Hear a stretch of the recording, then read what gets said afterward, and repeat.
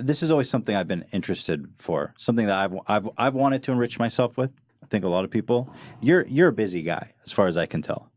You do speaking engagement, lectures. You operate a YouTube channel, presumably. You're a voracious reader. I saw you on the couch. You had a book open. You had like a moment. You're reading, and you're a prolific tweeter. You tweet a lot. So my question is, how do you manic tweeter? You are a prolific tweeter. How do you organize your time? How do you remain focused and productive in the face of insurmountable work? Lists, schedules, and I have help. I mean, my wife in particular in the last year has been unbelievably helpful. I mean, it's become a full-time job for her, really, helping me manage my schedule and keep me on track. But a lot of it is, like, I get up in the morning, I have, like, everything scheduled. I know exactly what I'm supposed to do. There's a hierarchy of priority, and I'm really operating on a day-to-day level right now because there's so many things to do. I can't look more than about a day or two ahead, although it's basically scheduled. But I learned to discipline myself when I was in graduate school. When I was writing, I wrote a book called Maps of Meaning that was published in 1999, and I worked on that for about 15 years, about 3 hours a day.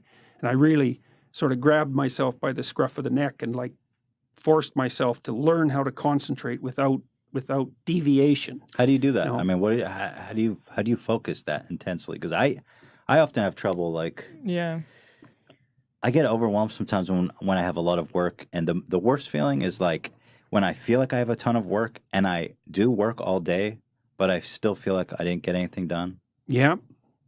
Yeah, but you probably did. You probably did. Probably. Are you a conscientious person?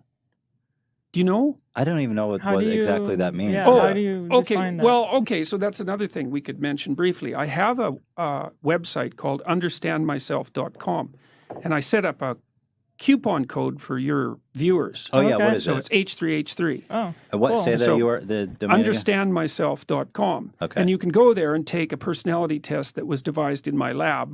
The main researcher was Dr. Colin DeYoung, who is now a professor at the University of Minnesota. But we took the standard Big Five trait model, which is the standard modern personality model. So that's extroversion, which is a positive emotion dimension.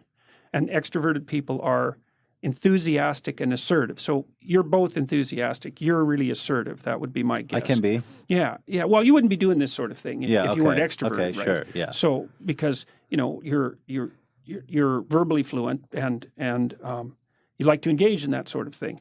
So that's a positive emotion dimension. It's associated with the positive emotion that you feel when you're moving towards desired things. And the next dimension is, sometimes it's called neuroticism and sometimes it's called negative emotionality. Well, Big on neuroticism. people who are high in neuroticism have some anticipatory anxiety. You have anticipatory anxiety if you're worried about going somewhere and it really bugs you, and then you get there and like 20 minutes later you're calm and it's okay. Big time. Every single time. Big time. Every week. Okay. Yeah. So that's withdrawal. That's an aspect of neuroticism known as withdrawal. And the other aspect is volatility. And volatile people are touchy and irritable.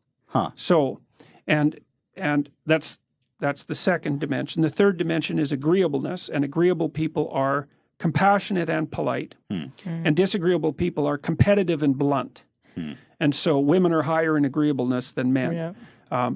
So if you take a random man and a random woman out of the population, general population, and you bet on who is more agreeable, if you bet on the woman, you'd be right 60% of the time.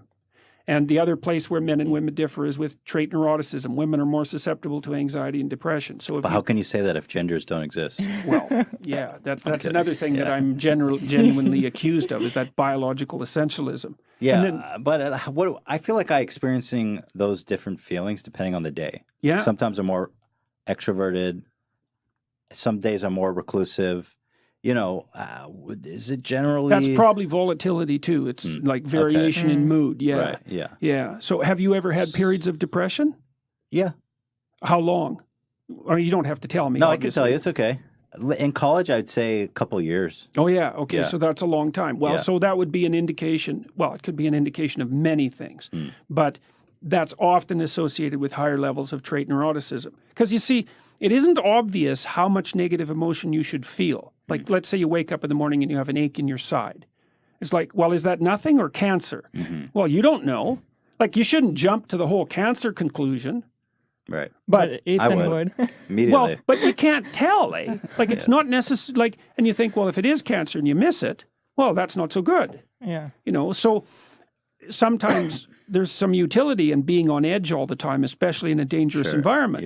Yeah. Okay, so the next dimension is conscientiousness, and conscientious people are industrious, and so they're guilty if they're not working. They have to work. Yeah, I have that. You're like that. Me too. It's brutal. It's awful. I hate it. Yeah. Because I'm very self-aware of it. Like, I feel like I can never relax. Right. And I feel like I never got anything done. Right. Okay, Never so we satisfied. figured out why that is. Okay, the reason is you're conscientious. So that's associated often with, well, feelings of shame or guilt if you haven't got what you should have got done. And then if you're also high in negative emotion, then you worry about that. So, you know, so that can be rough. And the last dimension is openness, and openness is basically interest in ideas and creativity, essentially. And so if you take this test at understandmyself.com, it will tell you where you are in relationship to 10,000 other people on those dimensions. And it's useful for, we're going to make a couples version of it so that you'll get we haven't got it up yet, so you'll have a report saying, well, you know, you're really orderly and you're not. And so you're going to have tension in your relationship because the orderly person is always going to be annoyed by your disorderliness and end up cleaning up after you all the time. And so you're going to have to be aware of that, because that's going to be, and you know, you're open and your partner isn't. Well, you're going to want to go to plays and movies and read books and discuss ideas, and they're not going to be interested in that at all. And you know, you kind of think of those as opinions, but they're really deeply rooted. No, it sounds, are we doomed to just possess these characteristics that we hate about ourselves, even if we're self-aware of it? How do you address these issues of self-improvement? Okay, well, people get more conscientious and less neurotic and more agreeable as they get older. So you could think about that perhaps as the development of wisdom. I also think that you can learn the opposite traits through practicing micro habits. So, for example, in my clinical practice, I've often had introverted people who need to act in an extroverted way in order, say, to be successful lawyers, because they have to go out and drum up business. They have to meet with people. Right. And they can learn the habits of an extroverted person, but they have to learn them from the bottom up. It's not natural to them. And if you're not very conscientious, for example, like a schedule is learning how to use a schedule and then learning how to stick to it can be really useful, as can making a life plan. I feel like I've gone through that with our YouTube channel and the podcast, because I was usually not in front of the camera, and I'm very uncomfortable with it, and so I've learned how to be more extroverted, I think. Yeah. By like being on video and sheer will of force. Yeah. Well, I've watched a number of your videos, and you're clearly more introverted than Ethan, you know, and I can see I can see it in your body language, because you kind of pull back and you're more hesitant to jump into a conversation. Yeah. And but you have a fair bit of positive emotion. You smile a lot. so that's, you know, so that might also make it somewhat easier. But my guess is you're far lower in assertiveness than Ethan. So see, that's interesting. You could be pretty. She could be pretty scary. It's that Israeli in her. Yeah. But in public or in private? It depends. Don't push her. Yeah. It could be in public.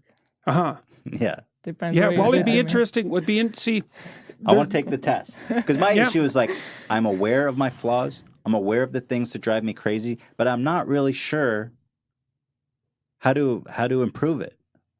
Right? I don't know. Maybe that's the problem, is that I don't know how to instruct myself to improve. Well, one of the things, so I have this other program that's the future authoring program I mentioned. Okay, so the way it works is that it first of all asks you to think about your life along 6 or 7 dimensions. Okay, so here's the idea.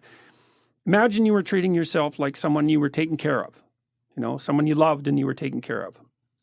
Okay, so you want the best for you, whatever that is. So it's not like magic wishes. It's nothing like that. It's you're taking care of yourself like a responsible person. Okay, so then it asks you, write a bit. 3 to 5 years down the road, what do you want your friendship network to look like? How do you want your intimate relationship to be going? Or what should it look like? How are you going to stay educated? how are you going to handle temptations of drugs and alcohol? How are you going to keep yourself healthy mentally and physically? What are your career goals? And what are you going to do with life outside of work? You know, so if you could have what would be good for you, just what would that look like? Okay, people aren't encouraged to take the time to think that through, and it really matters if you think it through. Okay, so then it says, okay, now you've warmed up. Write for 20 minutes about what your life could look like in 3 to 5 years if it was going the way that you wanted it to go. So it'd be good for you.